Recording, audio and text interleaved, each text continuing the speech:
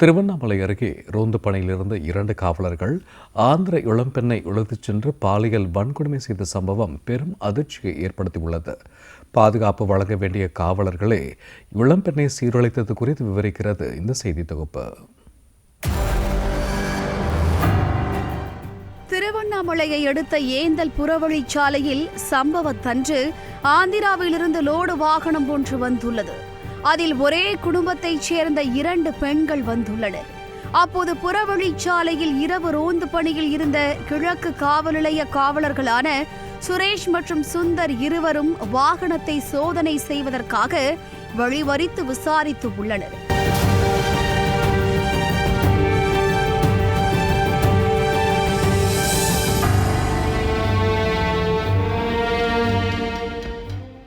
அதில் வந்திருந்த பெண்கள் இருவரும் திருவண்ணாமலை அருணாச்சலேஸ்வரர் கோவிலுக்கு வந்த தாய் மகள் என்பது தெரிய வந்துள்ளது.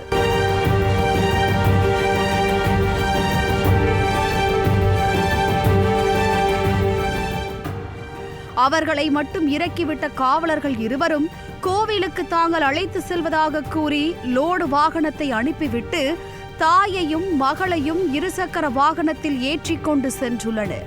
3 கிலோமீட்டர் தூரம் அழைத்து சென்ற பிறகு ஆள் நடமாட்டம் இல்லாத இடத்தில் தாயை சாலையில் இருந்த பள்ளத்தில் தள்ளிவிட்டுள்ளனர்.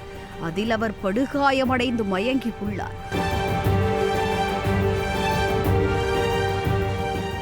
பிறகு அந்த இளம்பெண்ணை மட்டும் புதருக்குள் தரதரவென இழுத்து சென்ற கொடூர காவலர்கள் ஈவு இரக்கமின்றி பாலியல் வன்கொடுமை செய்து தப்பி உள்ளனர்.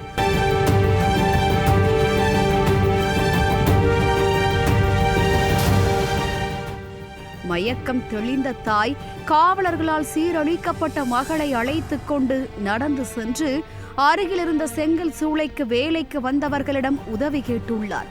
சம்பவத்தை கேள்விப்பட்டவர்கள் உடனே ஆம்புலன்ஸை வரவழைத்து பாதிக்கப்பட்ட பெண்ணையும் அவரது தாயாரையும் திருவண்ணாமலை அரசு மருத்துவக் கல்லூரி மருத்துவமனையில் சிகிச்சைக்காக அனுமதித்தனர்.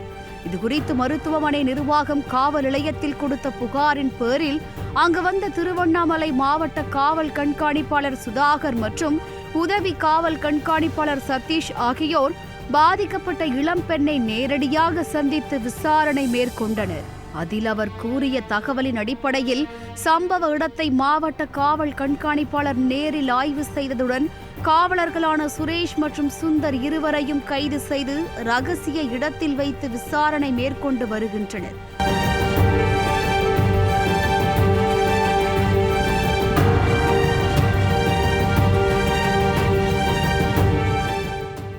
திருவண்ணாமலை அரசு மருத்துவக் கல்லூரி மருத்துவமனையில் 5 காவல் ஆய்வாளர்கள் உள்பட 10க்கும் மேற்பட்ட போலீசார் மருத்துவமனையில் குவிந்துள்ளனர்.